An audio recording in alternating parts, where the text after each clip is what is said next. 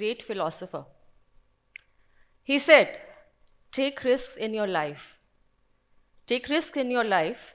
If you win, you lead. If you lose, you guide. With this very empowering quote and dedicated to him, because tomorrow our country is also going to celebrate the National Youth Day, which again reiterates the power, the inspiration which our country is deriving from its youth energy. Sarvada Majha Namaskar. A very good afternoon, dear friends. I am extremely delighted and honored to be at this very esteemed and prestigious Institute of Higher Education, the IMT Nagpur.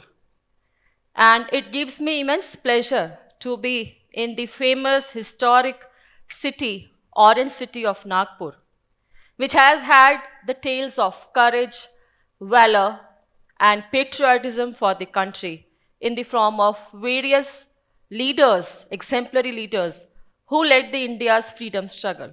Baba Saheb Ambedkar ji, Dr. B.R. Ambedkar ji, who shaped India's constitution, has also been born here. And as I arrived in the morning today, I was so delighted to see that the Nagpur International Airport has been named in the dedicated memory of Dr. Baba Saheb Ambedkar ji. We recently, India as a country, lost one of its revered gems, I would say. And with due respect and reverence to him, Sri Ratan Tata ji, who not only has been a leader, an industrialist, but he always has shown his humility, his courage, and his acts and passion leave an indelible legacy. Friends, as humans, we always draw those invisible lines, dividing the world into ours and theirs, the possible and impossible. But is it always necessary to draw those lines? Let us all discuss, let us all think, let us all brainstorm today as we discuss the very important and imperative theme of the butterfly effect. The true change, friends, when we are talking about the true change, it begins when you believe, when I believe, when we all believe in the power to make a difference. Dr. Ratan Tata ji, he started his career from the factory floor, and we all know the level he has risen into. He acquired Jaguar, Land Rover Group, who were almost sinking. And in 2008, when nobody believed in those, he not only acquired, he actually released and give them a new life. So therefore, friends, it is very important to understand and reiterate this fact that change begins with the single act of courage. And this is the beauty of courage which has the ability of inspiring change. And a single act, any single act of you, me, we all, influenced by the vision, can definitely ignite a ripple effect that transforms the world around us. Friends, I would also like to mention a very, very important and a moving story, which I read recently in one of the articles which was published in a magazine. And I really wish I am able to meet that person somewhere in my lifetime. Of course, he is very, very young to me. Mr. Harsh Songra. Mr. Harsh Songra, when he was very young, he actually was not diagnosed by a disease. There was a later diagnosis of a disease which he was ailing from, dyspepsia. And that disease was leading to his disability. So this dyspepsia disease was not known that much in the medical terms, and his parents could not help him to have that proper kind of a diagnosis. So as any child, as any young boy, he could also have blamed his fate, that why this happened to me, why I am going to suffer all this, why I am suffering all this. No, but he did not do that. He had that power, he had that courage to believe in his own self. And at the age of 16, he developed an app which was called My Child. It is an Android app, and it helps the parents to discover and detect the developmental disorders in the children. So this app has been helping the children in recognizing, identifying if any developmental defects are there in their children. And this app has also been launched in the Google Play Store, and Harsh Songra was mentioned in the Forbes 30 under 30 Asia list. So Forbes 30 under 30 Asia list. So friends, this kind of stories, all of them reiterate that yes, if we want to live the life in pain, in agony, it is up to us. But if we have that courage, if we have that potential, if we have that commitment, yes, everything is possible. There is a tagline on my WhatsApp status since many, many years. And these are very few, only few words. It's not even a line. These are only four words, which are challenge your own limits. Friends, challenge your own limits has been a metaphor which has been my guiding light. And when we are going to discuss today the butterfly effect, I'm sure you all must have read the board which is displayed outside this hall, the Standy board. It mentions about the butterfly effect. What does it mean? It was discovered by the meteorologist Mr. Edward Lorenz, and he found that even tiny changes, even small changes like rounding a decimal could drastically alter the weather predictions. So what was his metaphor? He actually meant to say that a butterfly flapping maybe the wings in Brazil might cause a tornado in Texas few weeks later on. So this was the kind of the butterfly effect. So if we think somewhat about butterflies, do they really think when they flap their wings? Or should they also be thinking sometime before flapping? No, they never think. They do not overthink. They simply trust their instincts, spread their wings, and take the flight. And friends, we have seen how beautifully each flap which they have, it creates ripples, and it actually reminds us that even the smallest actions can lead to extraordinary outcomes. Now coming to my brief journey, because this is not a session on how I came into civil services, but yes, it was read in my CV also, that yes, I could have joined the corporate sector, me being a commerce graduate, I have done CS, LLB before entering civil services, and I actually worked for a very brief time in corporate sector, even though it was on a part-time basis. But then when I came across this idea of being in civil services, I would say I was quite late. It was not very early in my childhood or even schooling or even in my college days that I wanted to be in civil services, because I never knew about it. Our family hails from Haryana, it's Panipat district, and it is actually driven by deep patriarchy. Now, of course, the things are changing positively. So way back in 2003, more than 20 years back, when I completed my graduation, I actually read about civil services. And at that time, my CS was also about to be complete. So I actually got kind of motivation that kick that yes, I have to be in civil services. But then when I discussed this with my parents' family, nobody agreed. There were a lot of apprehensions that how will you come, it's too much competitive, where will you serve, how you will get married, because if girls get too much educated, then there's a difficulty in getting suitable spouses, suitable husbands. So all these apprehensions I had faced, but then my family agreed. They actually supported me to the extent they could. My parents supported. And then I did complete my law. I did my part-time job. And I qualified into civil services in 2008. And after qualifying, I got Manipur Tripura cadre. And friends, the entire 15-16 years of journey has been so much enriching.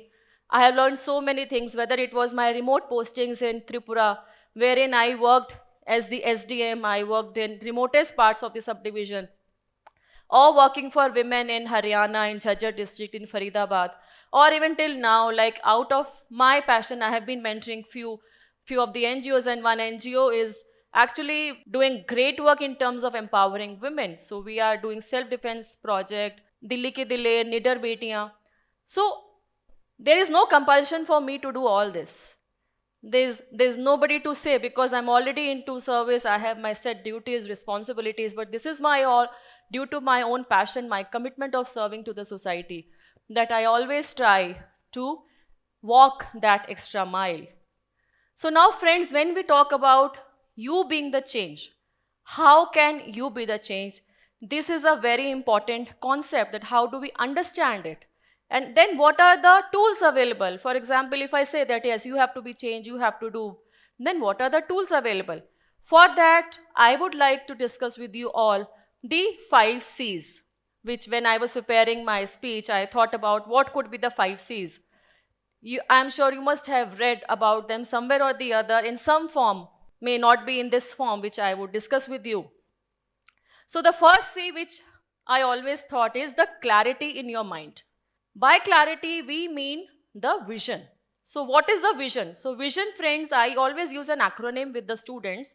So vision, goal, plan and action. VGPA, vision, goal, plan and action. What is your overall vision? How do you visualize yourself after 5-7 years? What is your goal? Goal are the achievable units. You are the students of management. I am sure you all must be knowing about the activity of goal setting.